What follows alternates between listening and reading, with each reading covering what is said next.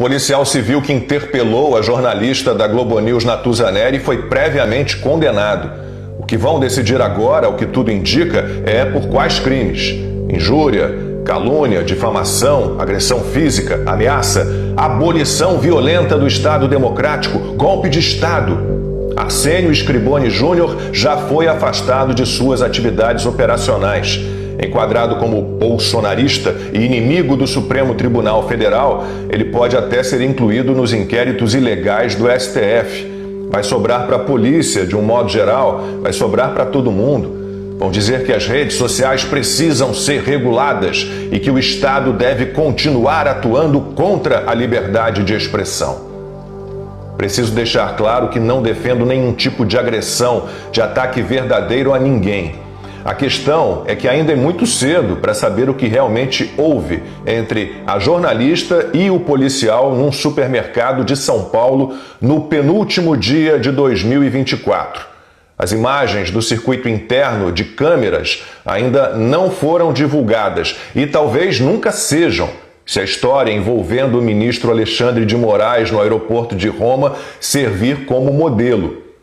As possíveis testemunhas também não foram ouvidas. Por enquanto, temos a palavra da jornalista contra a palavra do policial. Natuza diz que ouviu dele que ela e a emissora para a qual trabalha deveriam ser aniquiladas. Arsênio afirma que não praticou nenhuma infração penal, que não fez ameaças, apenas uma crítica ao trabalho da jornalista. O problema maior é que o caso imediatamente mobilizou o ministro do Supremo, Gilmar Mendes, e o advogado-geral da União, Jorge Messias, que pediu uma ação rápida das autoridades para investigar e responsabilizar o agressor. Contra os opositores da aliança STF-PT, tudo deve ser mesmo rápido. Ordenamento jurídico, devido processo legal, direito ao contraditório, ampla defesa, isso tudo pode ser ignorado. Messias, que teoricamente defende a união, não pediu diretamente uma investigação sobre o caso em si, mas sobre o policial, que ele já trata de antemão por agressor. E como as redes sociais ainda não estão totalmente censuradas, há nelas uma série de críticas ao advogado-geral da União e a Gilmar Mendes.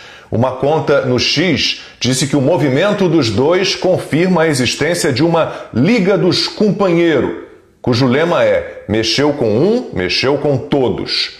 Gilmar Mendes, que nem deveria usar redes sociais, que deveria se manifestar apenas nos autos, usou o X para dar pitacos sobre o caso e foi chamado por usuários da rede de comentarista político, influenciador digital, blogueiro. O ministro escreveu o seguinte: o ataque sofrido por Natuza Neri em razão do simples exercício diário de seu ofício exige pronta resposta do poder público, em especial dos órgãos de persecução penal. É de nossa manutenção na pauta civilizatória que estamos a tratar. As democracias dependem do jornalismo profissional. Sem ele, não há liberdade de informação e, por conseguinte, liberdade de expressão. Como resposta à publicação, muita gente lembrou também o caso de 2018, em que Gilmar mandou um repórter enfiar uma pergunta em determinado lugar. O procurador de Justiça do Ministério Público do Rio de Janeiro, Marcelo Rocha Monteiro, explicou muito bem: não cabe a ministro do Supremo ultrapassar sua competência constitucional para provocar a atuação do órgão independente de persecução penal, sobre o qual não deveria ter nenhuma ascendência à luz da própria Constituição Federal. O bom direito diz que ocorre excesso passível de caracterização de abuso de poder quando o agente público atua fora de sua estrita competência legal. Agindo dessa forma, o ministro do Supremo se traveste de agente político. Enquanto medidas legais não são tomadas contra esse tipo de comportamento, ele deveria, no mínimo, aceitar o que faz parte desse jogo, as críticas. E isso vale também para jornalistas que se entregam alucinadamente à militância política. Outra questão que precisa ser colocada: não houve apenas uma agressão verbal de Gilmar Mendes a um jornalista em 2018. No ano seguinte, o STF censurou o portal O Antagonista e a revista Cruzoé por conta de uma reportagem sobre o amigo do amigo de meu pai, no caso o ministro Dias Toffoli, baseada em depoimento de Marcelo Odebrecht. E a censura contra jornalistas e veículos de imprensa, principalmente os independentes, só aumentou. Muita gente que não faz parte da Liga dos Companheiros passou a ser perseguida, foi incluída em inquéritos ilegais, teve redes sociais e canais em plataformas de vídeos banidos, passaportes cancelados, contas bancárias bloqueadas. Muitos tiveram que deixar o Brasil. Para esses, não há garantia do exercício profissional, liberdade de expressão, pauta civilizatória.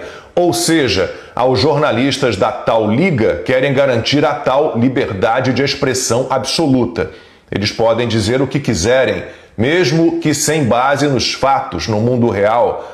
Podem afirmar que o STF salvou a democracia, que Lula não foi condenado em 3 instâncias e libertado da cadeia numa manobra imunda, que manifestação que termina em quebra-quebra pode ser chamada de tentativa de golpe de Estado quando interessa aos poderosos. E que se cuidem os jornalistas sérios, que ainda não foram aniquilados e fazem críticas fundamentadas e ponderadas à aliança STF-PT. No seu encalço estarão o Supremo e a AGU, que, com Lula de novo na presidência, tem processado por crime de injúria muitos profissionais da imprensa. Esses que sabem muito bem que o único regime em que não há espaço para críticas e questionamentos é a ditadura.